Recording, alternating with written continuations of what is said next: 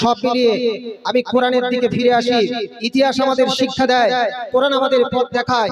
আল্লাহ পবিত্র কোরআনের পারা নাম্বার 4 পৃষ্ঠা নাম্বার 2 সূরা আলে ইমরানের 103 নম্বর আয়াতের মধ্যে বলেছেন, ওয়াতাসিমু বিহাবলিল্লাহি জামিআন ওয়া লা তাফাররাকু, তোমরা সবাই মিলে আল্লাহর রজ্জুকে দৃঢ়ভাবে ধারণ করো এবং পরস্পর বিচ্ছিন্ন হয়ো না।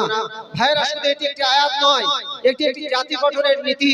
সম্মানিত উপস্থিতি, আমাদের এই ভারতবর্ষের সংবিধান, দ্য ইন্ডিয়ান কনস্টিটিউশন, ভারতবর্ষের সংবিধান যিনি লিখেছেন, যার নেতৃত্বে হয়েছিল, তিনি হলেন ডক্টর বি.আর. আম্বেদকর। এই ডক্টর বি.আর. আম্বেদকরের ইতিহাস আমরা পড়েছি। তার জাতি নিম্ন বর্ণের ছিল বলে তাকে স্কুলে ঠিক মতন পানি খাওয়ার জায়গায় ট্যাপ করে পানি খেতে দিতে দেওয়া হতো না। আজ আমরা এমন ভারতবর্ষ চাই না, আমরা সম্প্রীতির ভারতবর্ষ চাই।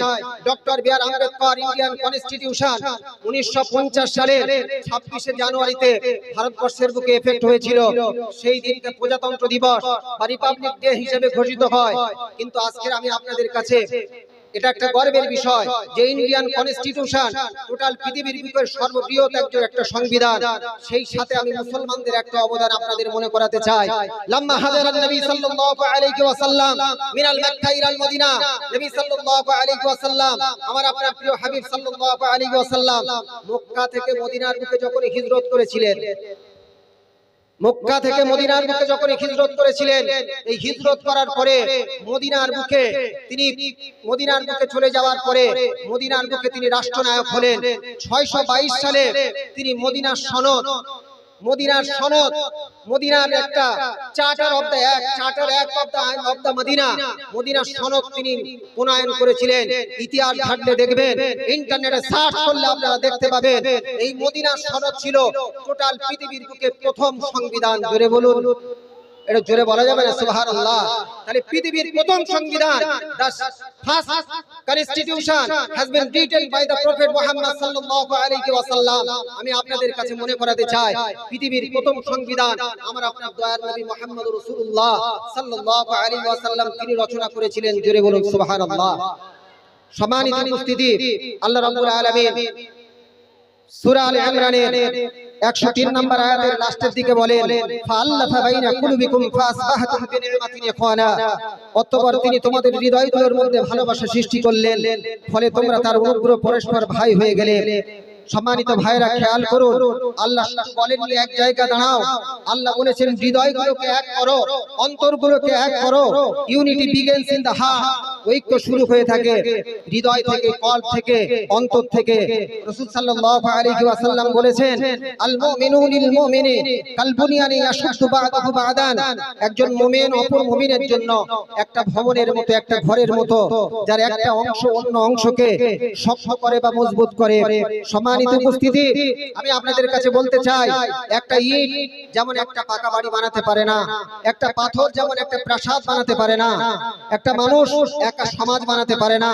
One brick can not build a place, কিন্তু ইটের সঙ্গে ইট, পাথরের সঙ্গে পাথর, মানুষের সঙ্গে মানুষ, তখন তৈরি হয় শক্তিশালী সমাজ।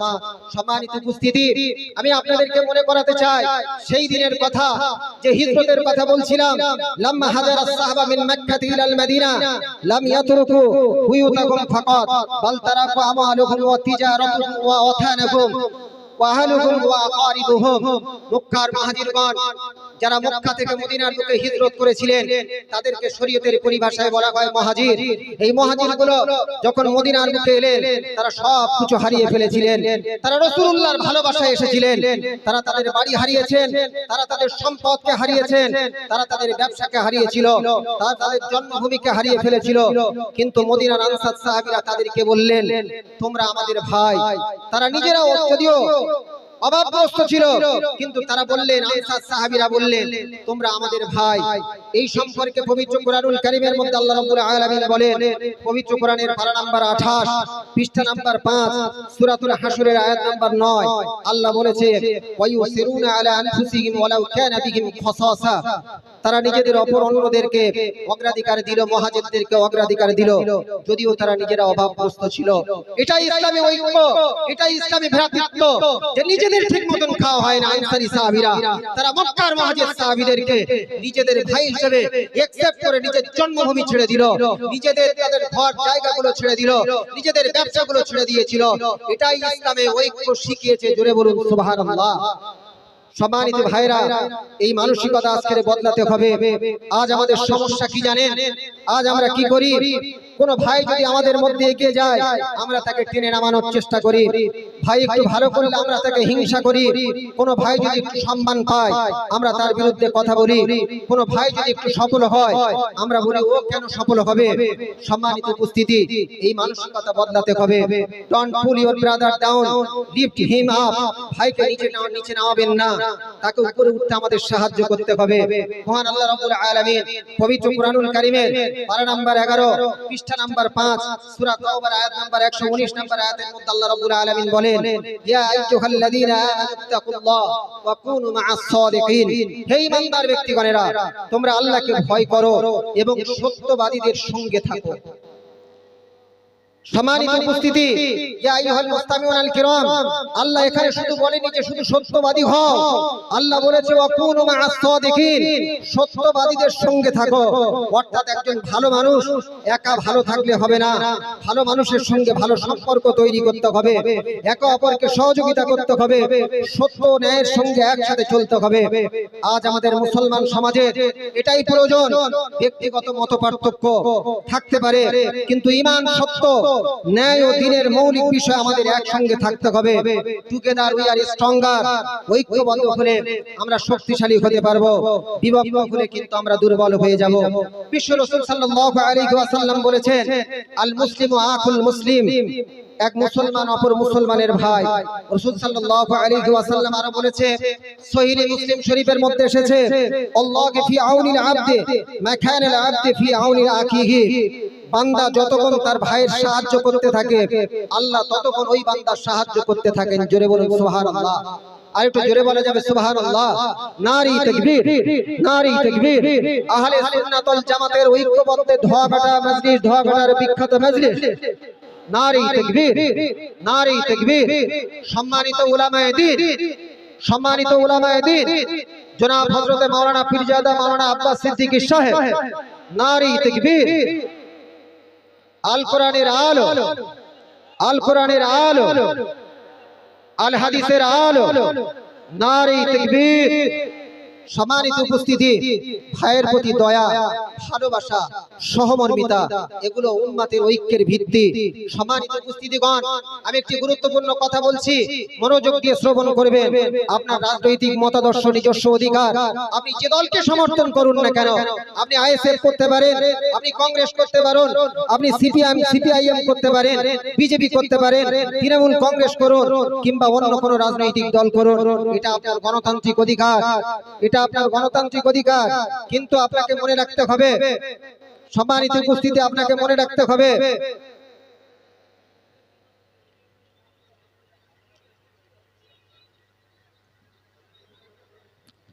রাজনৈতিক দল আলাদা হতে পারে, রাজনৈতিক মত আলাদা হতে পারে, কিন্তু আমাদের ঈমান এক, আমাদের কিবলা এক, আমাদের কোরআন এক, আমাদের ভ্রাতৃত্ব এক হতে হবে। ঠিক কিনা ভুল বলেন?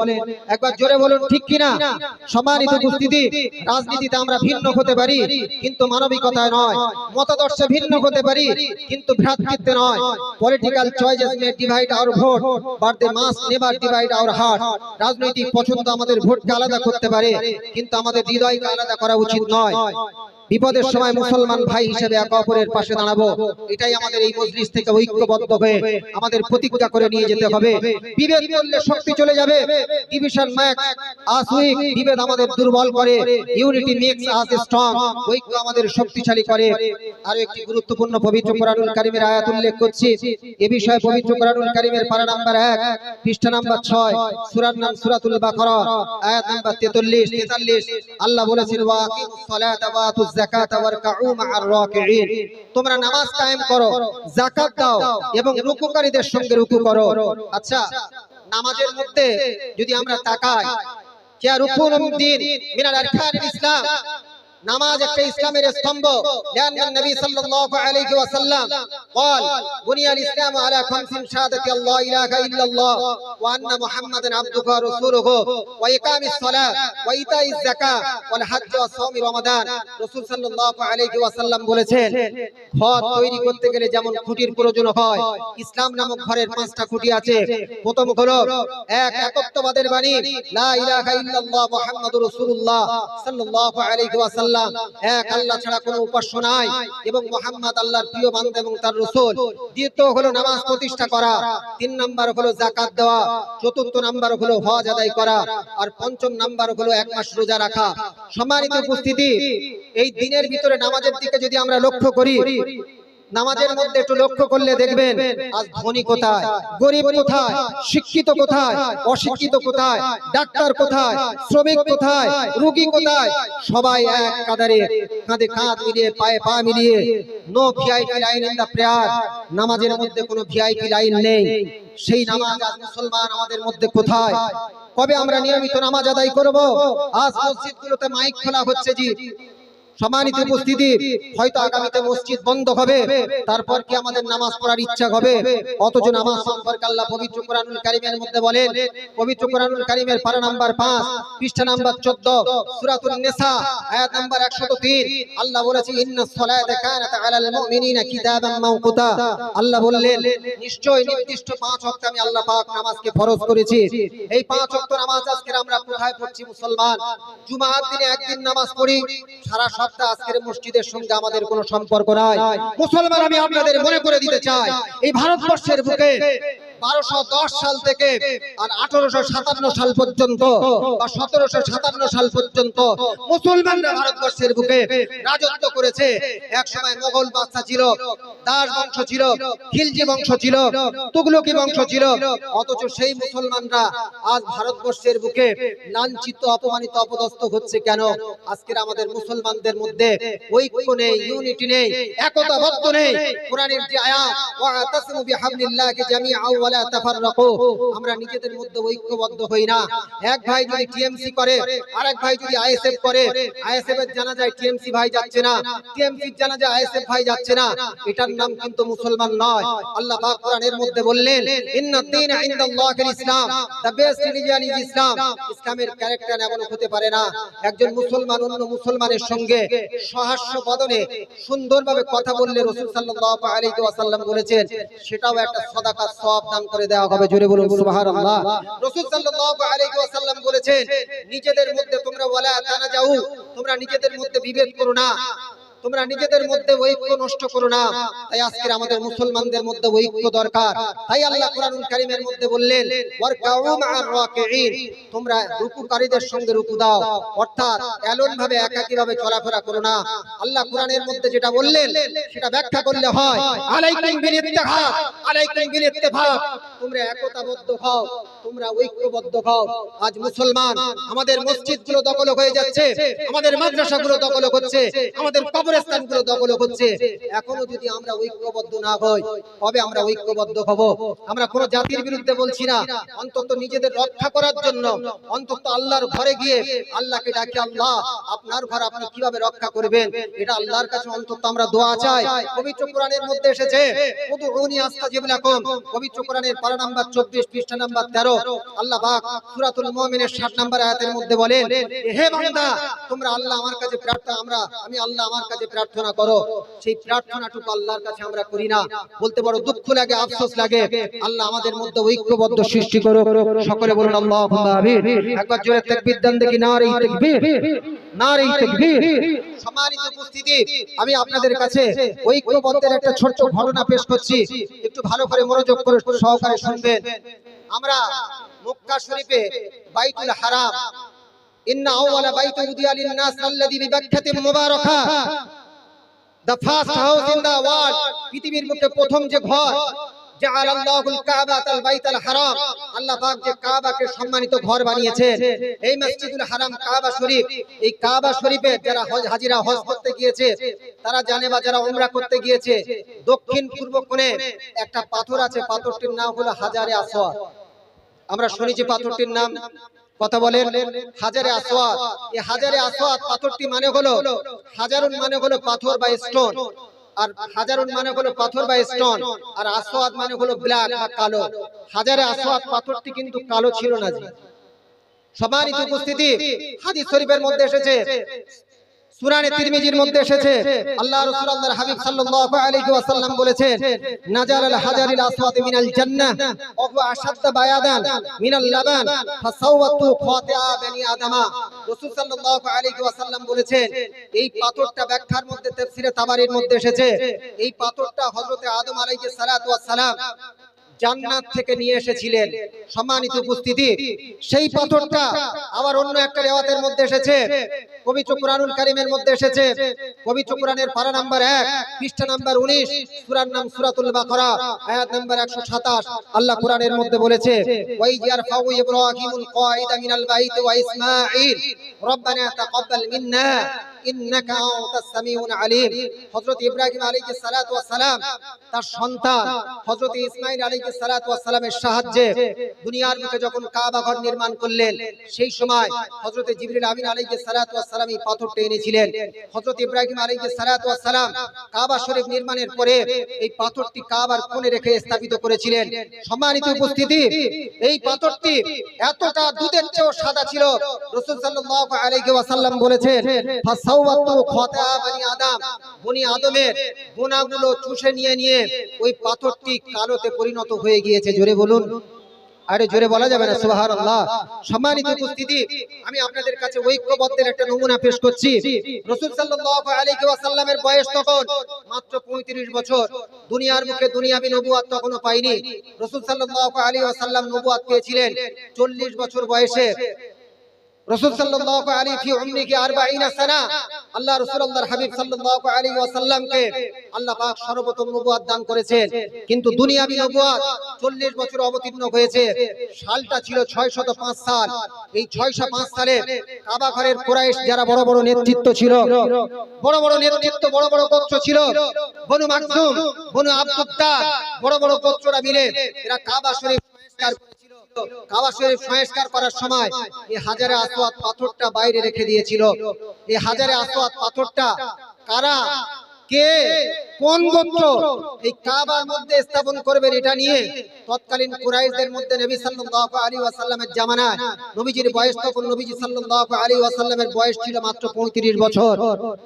তখন তাদের মধ্যে গন্ডগোল হয়েছিল, তাদের মধ্যে ফয়সালা হলো যে আগামী কাল কাবার মধ্যে সর্বপ্রথম যে প্রবেশ করবে তিনি এই কাবা ঘরে হাজারে আসওয়াদ পাথর রাখবেন।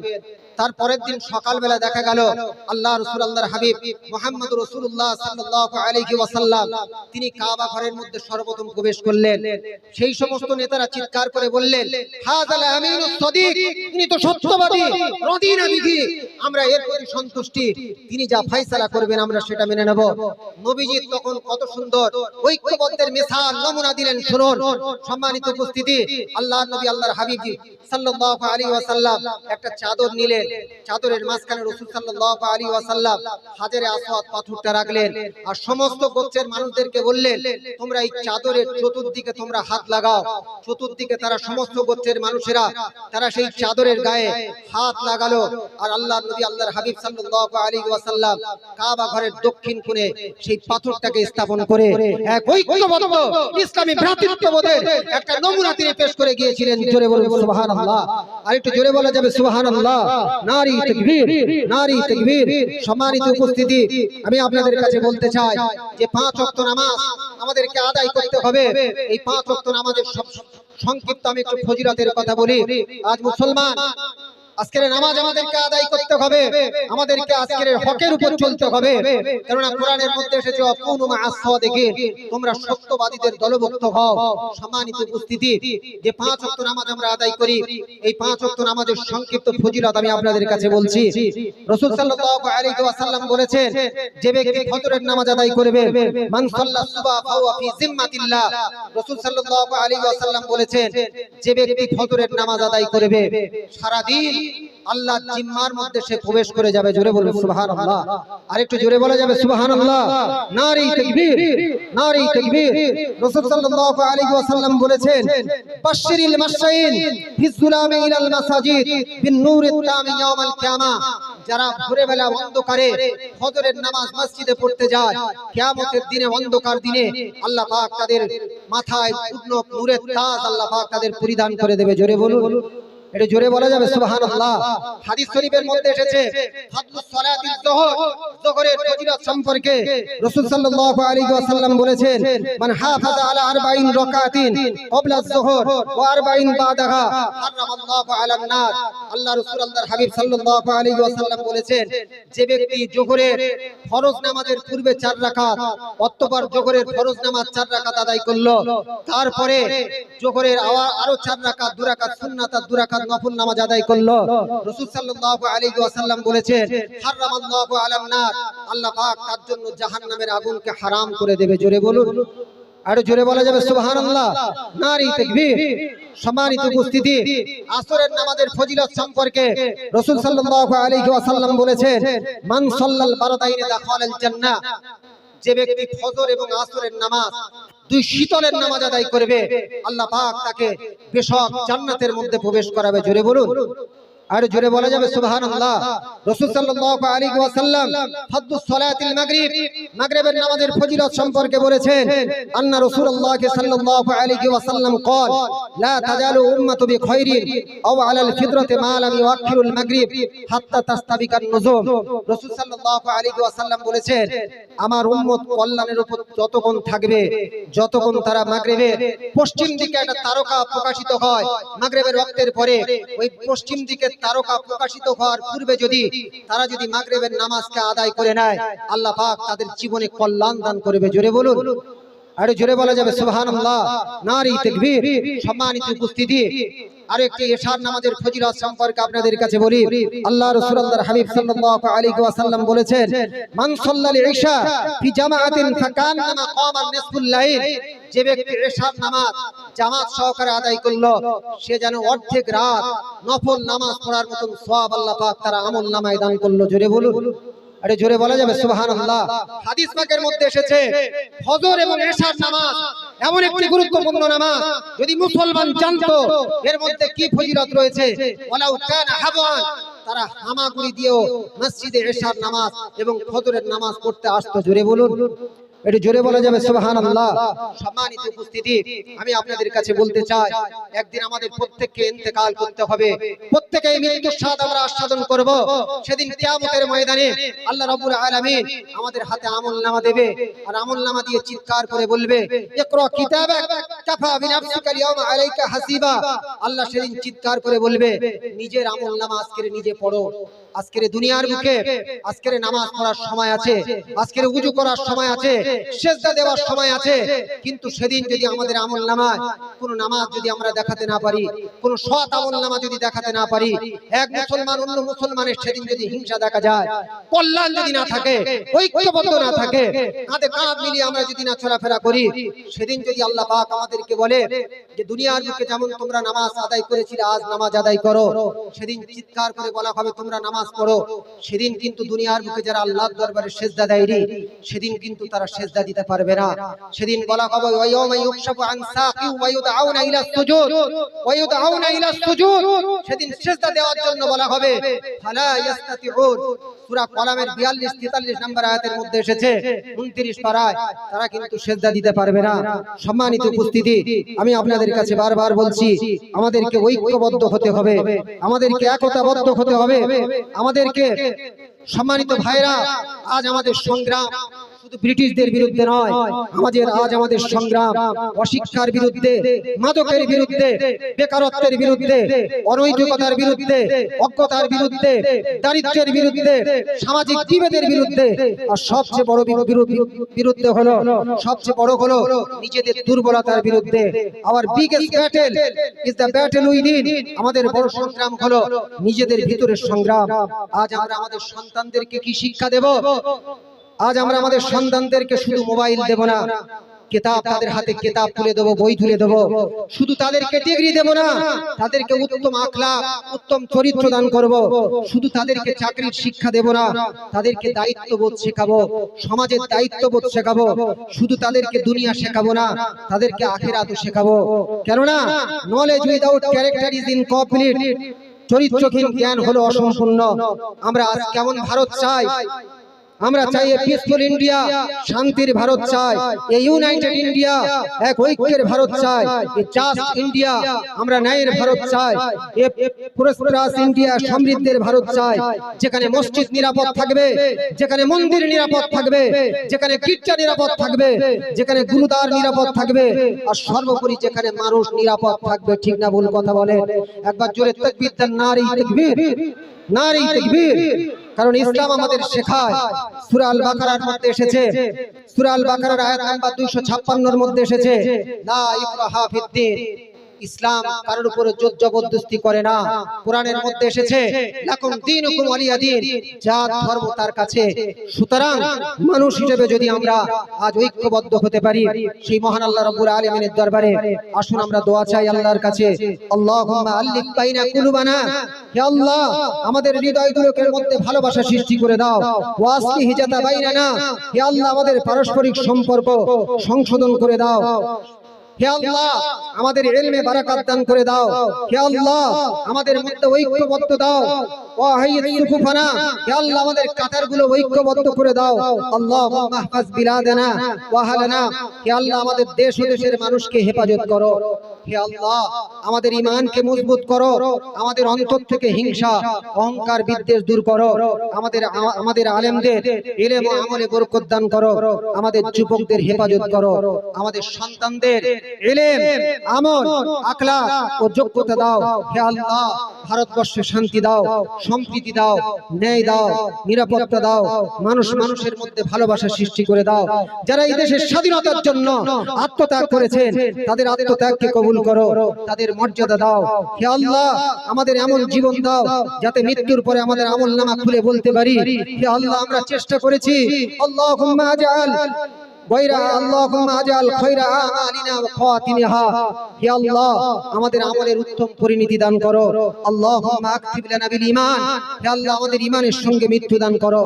সম্মানিত উপস্থিতি, শেষে একটি কথা, গুরুত্বপূর্ণ কথা বলে যাচ্ছি। স্বাধীনতা আমরা পেয়েছি, পূর্বপুরুষদের আত্মত্যাগ, কিন্তু আগামী প্রজন্মকে আমরা কি দিয়ে যাব? তার জবাব একদিন আমাদের নিজেদেরকে দিতে হবে। আজ আমরা অন্যের ইতিহাস পড়ছি, কাল আমাদের সন্তানরা আমাদের ইতিহাস পড়বে।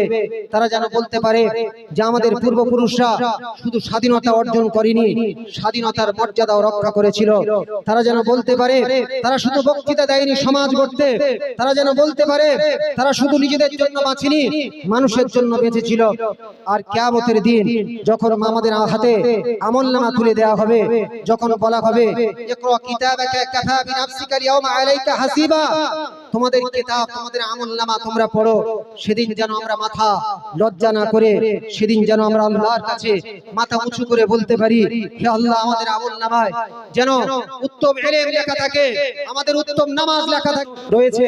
তাই আজ আমরা কাউকে ছোট করতে চাই না, বরং আমরা বলতে চাই ইন্ডিয়াস ফ্রিডম ওয়াজ এ শেয়ার্ড স্যাক্রিফাইস, ভারতের স্বাধীনতা ছিল সম্মিলিত আত্মত্যাগের সফল।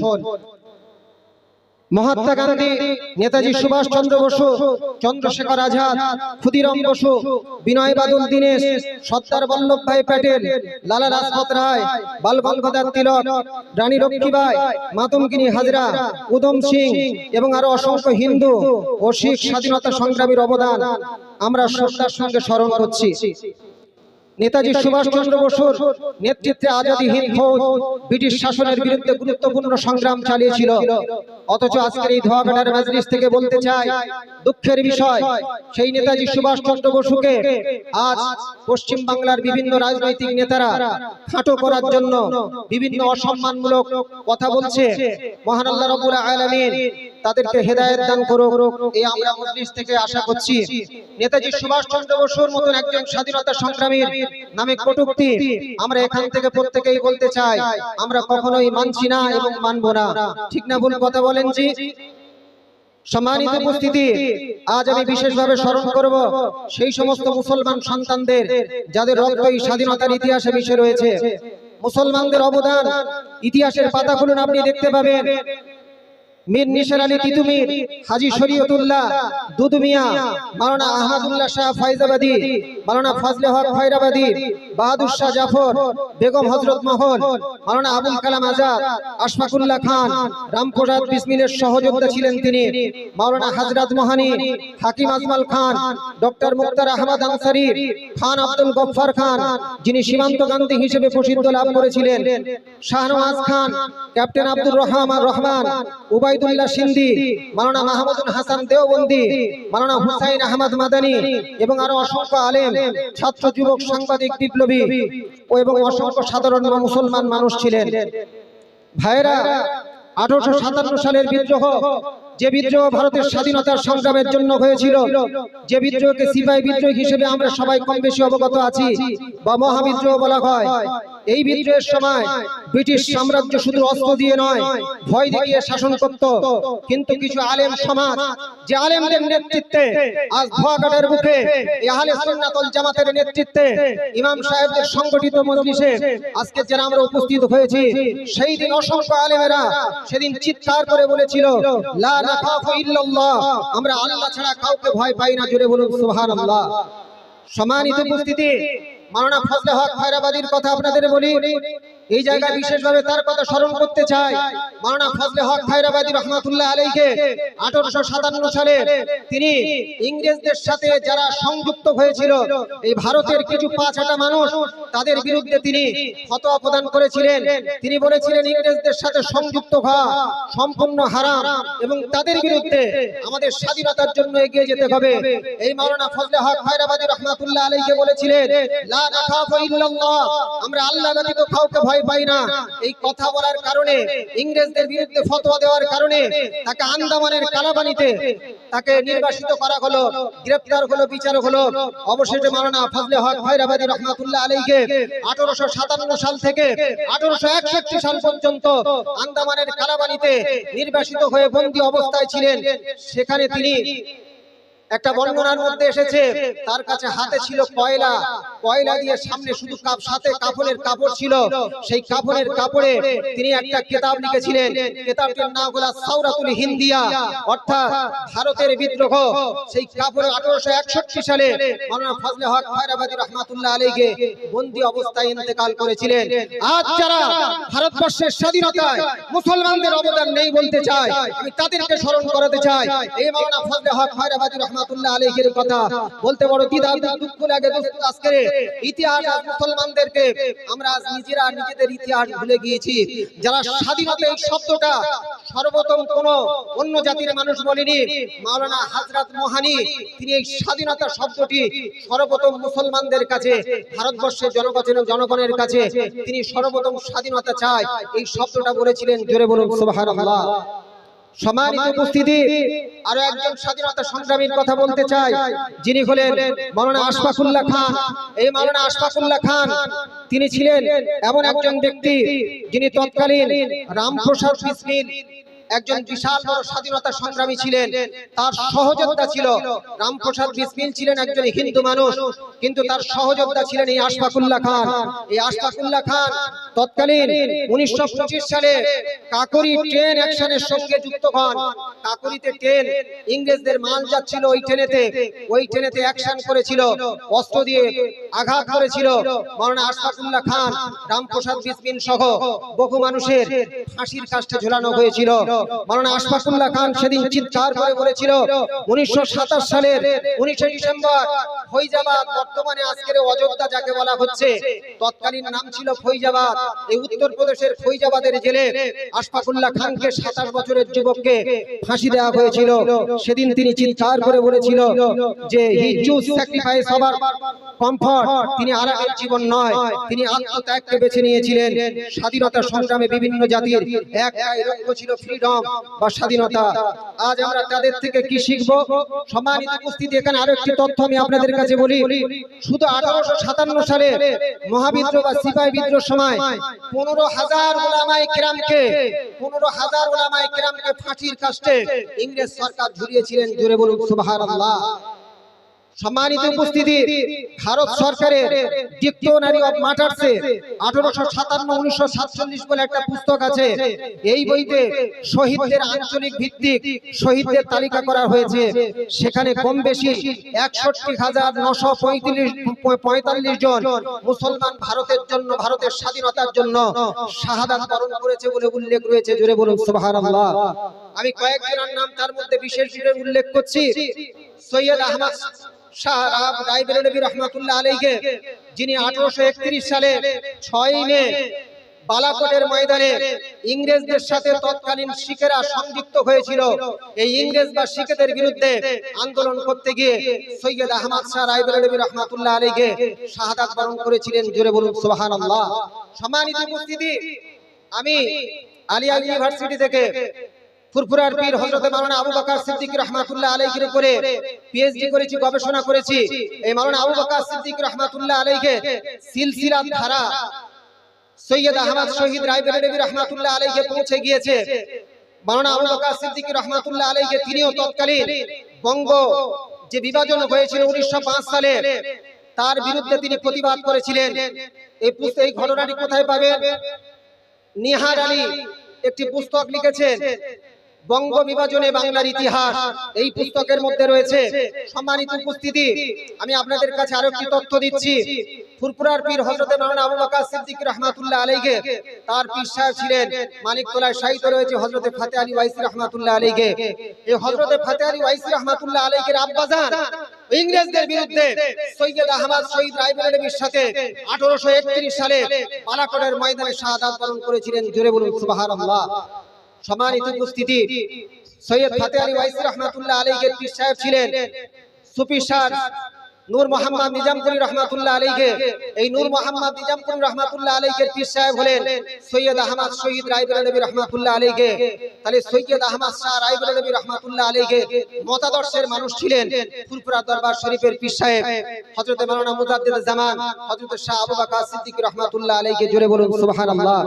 সম্মানিত উপস্থিতি, বহু মানুষের নাম এক এক করে নিলে শেষ হবে না। আমি তাদের নামে, তাদের মধ্যে আরো কয়েকজনের কথা বলছি। আমরা কম বেশি অবগত আছি। বাঁশের কেল্লা তিতুমির সহ 1831 সালে ওই নারকেলবেড়িয়া সেই তিতুমিরের সেই বাঁশের কেল্লাতে তৎকালীন 250 জনের বেশি একসাথে শাহাদাত বরণ করেছিলেন এই ভারতবর্ষের স্বাধীনতার জন্য। জোরে বলুন সুবহানাল্লাহ।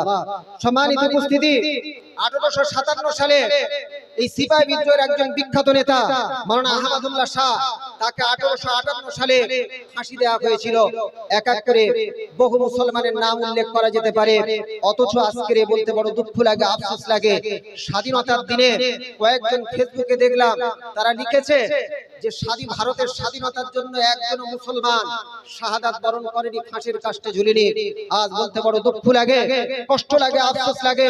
এই ধোয়াকাটার আহলে সুন্নাত ওয়াল জামাতের মজলিস থেকে আমরা কম বেশি সবাই সেই সমস্ত মানুষদের অবগত করতে চাই, ভারতবর্ষের শুধু হিন্দুরা নয়, জৈনরা নয়, বৌদ্ধরা নয়, খ্রিস্টানরা নয়, এই মুসলমানরাও ভারতবর্ষের স্বাধীনতার জন্য তারাও সংগ্রাম করেছিল। জোরে বলুন সুবহানাল্লাহ।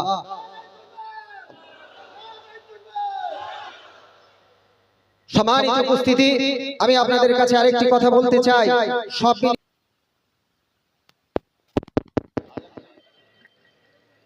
উচ্চ স্বরে দরুদ শরীফ আল্লাহুম্মা সাল্লি আলা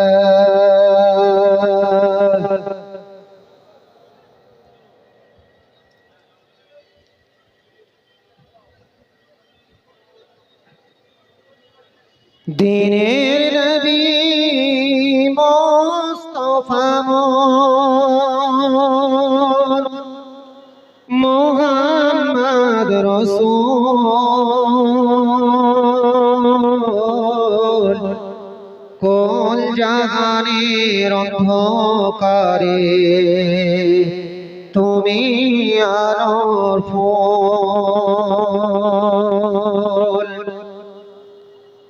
জানি আমি রাসূলুল্লাহ নাই কো ভুবনে, তবু মঞ্জে আমার সদা সেই দিকে টানে। আল্লাহুম্মা সাল্লি আলা সাইয়্যিদিনা।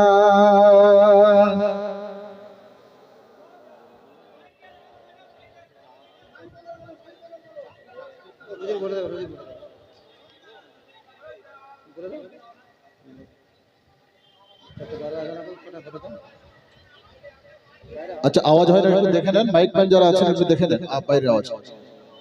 আচ্ছা, 4:15 মসজিদে আসরের আজান হবে, আজানের পরেই কিন্তু জামাত শুরু হবে।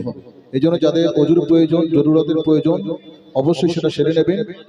4:15 মসজিদে আজান হবে, আজানের পরেই কিন্তু জামাত শুরু হবে। আজকের দিনের জন্য মসজিদে জামাতটা একটু পিছিয়ে আনা হয়েছে ভাইজানের সময় বেশি দেওয়ার জন্য।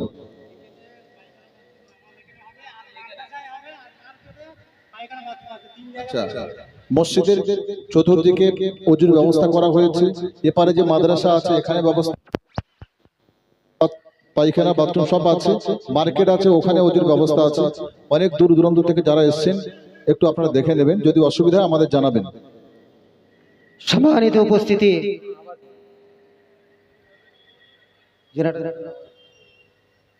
ইয়া আইয়ুহাল মুস্তামিউনাল কিরাম, আমি আপনাদের কাছে একেবারে বক্তৃতার শেষ লগ্নে এসে উপস্থিত হয়েছি। আপনাদের কাছে আন্তরিক অনুরোধ করব, ইসলাম একটা ভ্রাতৃত্বপূর্ণ ধর্ম। এই ধর্মেতে যে দিনের যে অন্যতম রুকুনগুলো রয়েছে, এই রুকুনের মধ্যে প্রত্যেকটি রুকুনের মধ্যে কম বেশি আপনার মধ্যে ভ্রাতৃত্ববোধ শেখায়। আপনি যদি যাকাতের দিকে লক্ষ্য করেন, আল্লাহ রাব্বুল আলামিন কোরআনের মধ্যে বলেছেন ওয়াতুজ যাকাত, তোমরা যাকাত প্রদান করো। এই যাকাতের মধ্যে আপনারা লক্ষ্য করলে দেখবেন যারা বড় লোক, যারা ধনী শ্রেণীর মানুষ, যারা অর্থ সম্পদশালী মানুষ, তাদের মাধ্যমে আল্লাহ পাক গরিব মানুষদের মাঝে তাদের মধ্যে একটা ভ্রাতৃত্ববোধ তৈরি করার জন্য, ধনী মানুষ আর গরিব মানুষের মাঝে একটা ভ্রাতৃত্ব ঐক্যবোধ সৃষ্টি করার জন্য আল্লাহ পাক সমাজের বুকে যাকাতের ব্যবস্থা করেছে। জোরে বলুন সুবহানাল্লাহ, আর একটু জোরে বলুন সুবহানাল্লাহ। আপনারা যদি বলেন, আল্লাহ পাক পবিত্র কুরআনুল কারীমের মধ্যে, পবিত্র কুরআনের পারা নাম্বার 2 পৃষ্ঠা নাম্বার 6, সূরার নাম সূরাতুল বাকারা, আয়াত নাম্বার 183, আল্লাহ পাক যে রমজান মাসকে ফরজ করেছে, আল্লাহ পাক কোরআনের মধ্যে বলেছেন ইয়া আইয়ুহাল্লাযীনা আমানু কুতিবা আলাইকুমুস সিয়াম কামা কুতিবা আলাল লাযীনা মিন ক্বাবলিকুম লাআল্লাকুম তাত্তাকুন। হে ঈমানদার ব্যক্তিগণেরা, তোমরা রমজান মাসে একটা মাস রোজা আদায় করো। এই রোজা আদায় করলে কি হবে? লাআল্লাকুম তাত্তাকুন। আল্লাহ বললেন তোমরা একে অপরের মধ্যে তাকওয়া, আমি আল্লাহ আমার খোদা ভীতি, আমার ভয় ভীতি, আমি আল্লাহ আমার যে ভয়, আমাদের ভীতি, আমার ভীতি তোমাদের মধ্যে সৃষ্টি হবে। হাদিস শরীফের মধ্যে এসেছে, আল্লাহ রাসূল আল্লাহর হাবিব বলেছেন মান সামা রমাদান ঈমানান ওয়া ইহতিসাবা গুফিরা লাহু মা তাকাদ্দামা মিন যামবিহি। রাসূল সাল্লাল্লাহু আলাইহি ওয়াসাল্লাম বলেছেন, যে ব্যক্তি রমজান মাসে রোজা আদায় করলো, আল্লাহ তার পৃথিবীর বুকে বিগত জীবনের গুনাহ খাতাগুলোকে ক্ষমা করে দিল। জোরে বলুন, এটা জোরে বলা যাবে সুবহানাল্লাহ, নারী তাকবীর। একবার চিন্তা করে দেখেছেন, আল্লাহ শুধু বলেছে গরিব মানুষদের জন্য রোজা ফরজ? আল্লাহ বলেছে? কোথাও বলেছে আল্লাহ বলেছেন টোটাল এক উম্মাহ নেশান, যে জাতি রাসূলুল্লাহর জাতি উম্মাহ, এই উম্মতের প্রতি আল্লাহ পাক রোজাকে ফরজ করেছেন যাতে করে মুসলমানরা ঐক্যবদ্ধ হতে পারে, একতা হতে পারে। আলাইকুম বিল ইত্তিফাক, আলাইকুম বিল ইত্তিফাক, তাদের মধ্যে ঐক্যবদ্ধ সৃষ্টির জন্য সর্বোপরি শরীয়তের হুকুম আহকামগুলো 3 ভাগে ভাগ করা হয়। একটা হলো, ভালো করে শুনবেন, একটা হলো শারীরিক ইবাদত, আরেকটা হলো আর্থিক ইবাদত, আরেকটা হলো শারীরিক এবং আর্থিক ইবাদত। শারীরিক ইবাদতের মধ্যে নামাজ, সম্মানিত উপস্থিতি, আর শারীরিক ইবাদতের মধ্যে রমজান মাসে রোজা বা সওম, আর আর্থিক ইবাদত হলো যাকাত। কিন্তু আরেকটা হলো, সম্মানিত উপস্থিতি, শারীরিক এবং আর্থিক ইবাদত, তার নাম হলো হজ। সম্মানিত উপস্থিতি, এই হজের মধ্যে রাসূল সাল্লাল্লাহু আলাইহি ওয়াসাল্লাম হাজ্জা রাসূলুল্লাহ সাল্লাল্লাহু আলাইহি ওয়াসাল্লাম মাররাতান ওয়াহিদা, রাসূল সাল্লাল্লাহু আলাইহি ওয়াসাল্লাম জীবনে মাত্র একবার হজ করেছিলেন, যে হজকে বলা হয় বিদায় হজ। এই বিদায় ঘোষণা হয়েছিল 632 সালে।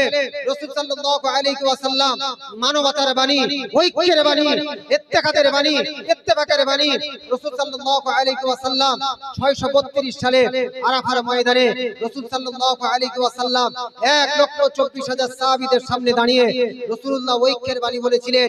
সেদিন রাসূলুল্লাহ বলেছিলেন যে সাদা বর্ণের উপরে কালো বর্ণের কোনো অধিকার নাই, কালো বর্ণের উপরে সাদা বর্ণের কোনো অধিকার নয়। আল মুসলিমু আখুল মুসলিম, একজন মুসলমান অন্য মুসলমানের ভাই। জোরে বলুন, এটা জোরে বলা যাবে সুবহানাল্লাহ। কোরআনের মধ্যে এসেছে ইন্নামাল মুসলিমুনা ইখওয়া, একজন মুসলমান অন্য মুসলমানের ভাই। তাই আজকে আমরা যখন কোন মুসলমান বিপদে পড়বে, যখন কোন মুসলমান কোন ভাবে পিছিয়ে পড়বে, একজন মুসলমান ভাই হিসেবে তাকে সাহায্য করা নৈতিক দায়িত্ব। আপনি যে দলই করুন না কেন, আপনি আপনার গণতান্ত্রিক অধিকার রয়েছে, কিন্তু মুসলমান হিসেবে এক প্ল্যাটফর্মে যদি আমরা আসতে পারি, তবে আগামী দিনে আমাদের জন্য সফলতা অপেক্ষা করছে। আর নতুবা আমাদের মধ্যে যদি আমরা ডিভাইডেড করি, আমরা যদি আমাদের মধ্যে যদি ডিভিশন করি, তাহলে কিন্তু আমরা স্ট্রঙ্গার হতে পারবো না। Together we are stronger. আমরা যদি ঐক্যবদ্ধ হই, তবে আমরা শক্তিশালী হতে পারবো ইনশাআল্লাহ। সেই ঐক্যবদ্ধের দিকে আমরা ইনশাআল্লাহ এগিয়ে যাব। আসুন আমরা আল্লাহ রাব্বুল আলামিনের দরবারে, আসরের আযান হবে, এই আসরের আযানের আগে একটু আল্লাহ পাকের কাছে এত মানুষের সমাগম, চতুর্দিকে আজ মুসলিমরা নিপীড়িত, লাঞ্ছিত, অপমানিত, অপদস্থ হচ্ছে। সম্মানিত ফুরফুরা দরবার শরীফ থেকে আওলাদে মুজাদ্দিদ জামান তিনি আসবেন। তিনি অল বেঙ্গল আহলে সুন্নাত ওয়াল জামাতের কর্ণধার, তিনি আসবেন। আসরের নামাজের পরে তিনি উঠবেন। এখন আমরা আসুন মহান আল্লাহ রাব্বুল আলামিনের দরবারে নারায়ণপুর অঞ্চলের সন্তান হিসেবে যারা এই মজলিসকে আঞ্জাম দিতে গিয়ে বহু শ্রম দিয়েছে, বহু কায়িক পরিশ্রম করেছে, যারা বিভিন্ন দূর দূরান্ত থেকে এসেছে, প্রত্যেকেই আমরা মুসিবতের কথা, আমাদের ঐক্যবদ্ধের কথা মহান আল্লাহ রাব্বুল আলামিনের দরবারে তুলে ধরি। সকলে আসুন আল্লাহর কাছে একটু 2 মিনিট আল্লাহর কাছে প্রার্থনা করি আসরের নামাজের আগে। আল্লাহুম্মা আমিন। ربنا تقبل منا إنك أنت السميع العليم وتب علينا إنك أنت التواب الرحيم. وربنا ظلمنا أنفسنا وإن لم تغفر لنا وترحمنا لنكونن من الخاسرين. اللهم احفظنا من كل بلاء الدنيا وعذاب الآخرة. يا حلل المشكلات، يا مجيب الدعوات، يا شافي الأمراض، يا أرحم الراحمين. فقال رب العالمين আপনার শহীদ দরবারে আজকের এই ধোয়াঘাটা ফুটবল ময়দান থেকে আল্লাহ পাক আমরা ঘাত উত্তোলন করেছি গো বাবু। ফকল আসরের আযানের আগে আল্লাহ পাক সেই বেলা 1টা থেকে শুরু করে জোহরের নামাজের পর থেকে আল্লাহ পাক এই মজলিস আল্লাহ পাক উলামায়ে দ্বীন উপস্থিত রয়েছে, আল্লাহ পাক মুফাজ্জির কিরামেরা উপস্থিত রয়েছে, আল্লাহ পাক ইমামগণ উপস্থিত রয়েছে। ও আল্লাহ আপনার কাবা ঘর দেখনে वाला, আপনার ঘর জিয়ারত করনে वाला হাজী সাহেব উমরাকারীগণ রয়েছে গো বাবু। ও আল্লাহ আপনার গভীর রাতে তাহাজ্জুদে কান্না রোদনকারী যারা কাঁদে তারাও আছে ওই মজলিসে গো বাবু। ও আল্লাহ অনেক মুরব্বিয়ানে কিরামেরা রয়েছে গো বাবু। ও আল্লাহ যারা অন্ধকারে নিভৃতে আপনার জিকির করে কোরআন তেলাওয়াত করে গো বাবু। ও আল্লাহ অনেক আল্লাহ আপনার আশিক বান্দা, আপনার হাবিবের অনেক আশিক বান্দারা রয়েছে, উম্মতেরা রয়েছে। ও আল্লাহ তাদের সাথে করে নিয়ে আমি গুনাহগার। ও আল্লাহ এই ধোয়াঘাটার ফুটবল ময়দান থেকে আপনার দরবারে হাত তুলেছি গো বাবু। ও আল্লাহ আমাদের জিন্দেগির যাবতীয় বিগত জীবনের গুনাহ খাতাগুলোকে ক্ষমা করে দিন। ও আল্লাহ রাতের অন্ধকারে দিনের আলোকে যারা অজানা অজস্র গুনাহ করেছি, ও আল্লাহ আমাদের জিন্দেগির গুনাহ খাতা ক্ষমা করে দিন। ও আল্লাহ আমাদের আত্মীয় স্বজন যে যেখানে শায়িত হয়ে গিয়েছে গো মাবুদ, ও আল্লাহ কেউ দাদু ঘরা, কেউ দাদু ঘরা, দাদি ঘরা, কেউ নানু ঘরা, কেউ নানি ঘরা, ও আল্লাহ কেউ মামু ঘরা, কেউ মামি ঘরা, কেউ ভাই ঘরা, কেউ বোন ঘরা, কেউ জন্মদাতা পিতাকে হারিয়েছি, গর্ভধারিণী মাকে হারিয়েছে গো বাবু। ও আল্লাহ প্রত্যেকের কবরগুলো জান্নাতের টুকরা বানিয়ে দিন। ও আল্লাহ প্রত্যেকের কবরগুলোকে জান্নাতের রাউদাতুন মিন রিয়াদিল জান্নাত বানিয়ে দিন। ও আল্লাহ তাদের এমন ঘুম পাড়িয়ে দিন কিয়ামত পর্যন্ত আল্লাহ যাতে কোনো খুশ না থাকে গো বাবু। ও আল্লাহ আপনার শাহী দরবারে 2টি হাত তুলেছি। ও আল্লাহ আমাদের প্রত্যেকের বাড়িতে আল্লাহ আপনার রহমত, আপনার করুণা, আপনার বরকত আল্লাহ পাক আপনি নাজিল করে দিন। ও আল্লাহ সারা বিশ্বের মুসলমানরা আজ লাঞ্ছিত, ও আল্লাহ নিপীড়িত হচ্ছে গো বাবু। সারা বিশ্বের মুসলমানদের জানমাল আল্লাহ আপনি হেফাজত দান করে দিন। ও আল্লাহ বাংলা মুসলমানদের জানমাল আল্লাহ আপনি হেফাজত দান করে দিন। ও আল্লাহ বাংলার মসজিদগুলো, বাংলার মাদ্রাসাগুলো, বাংলার মক্তবগুলো, বাংলার দরগাগুলো, আল্লাহ বাংলার ঈদগাহগুলো, বাংলার কবরস্থানগুলো আল্লাহ আপনি হেফাজত দান করে দিন। ওগো আল্লাহ এতগুলো মানুষের বাজবা, ওগো আল্লাহ এতগুলো মানুষ আপনার শাহী দরবারে চাতক পাখির নাই দুটি করে হাত তুলেছে গো মাবুদ। ওগো আল্লাহ আমরা জানি আপনি ছাড়া কোনো রহিম রহমান কেউ নাই গো মাবুদ, আপনি ছাড়া কোনো মাবুদ নাই। মাবুদের দরবারে আল্লাহ যখন হাত তোলার মতন ক্ষমতা দিয়েছেন, ওগো আল্লাহ আমাদের দোয়াখানা আপনার দরবারে কবুল করে নিন। ওগো আল্লাহ কিয়ামতের ময়দানে ওগো আল্লাহ আপনার হাবিব নবীর শাফাআত নসিব দান করে দেবেন গো মাবুদ। ওগো আল্লাহ আরশের ছায়া আমাদের দান করে দেবেন গো মাবুদ। ওগো আল্লাহ হাবিব নবীর হাতে হাওজে কাউসারের পানি পান করার মতন তৌফিক দান করে দেবেন।